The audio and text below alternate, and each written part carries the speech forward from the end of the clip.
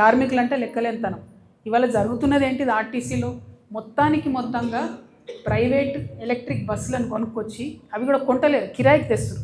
కిరాయికి తీసుకొచ్చి దాంట్లో ఆర్టీసీ డ్రైవర్స్ కాకుండా ప్రైవేట్ డ్రైవర్స్ని పెట్టడం, అంటే ఆర్టీసీ వర్క్ ఫోర్స్ని అంతా కూడా తగ్గించేసి ప్రభుత్వ ఆర్టీసీ ఉద్యోగులు లేకుండా చేసి మొత్తంగా ఆర్టీసీని ప్రైవేట్ పరం చేసేటటువంటి ప్రయత్నం చేస్తున్నారు. దాంట్లో అవినీతి దాగి ఉంది, ఉన్నటువంటి ఉద్యోగాలను తీసేసేటటువంటి కుట్ర దాగి ఉన్నది.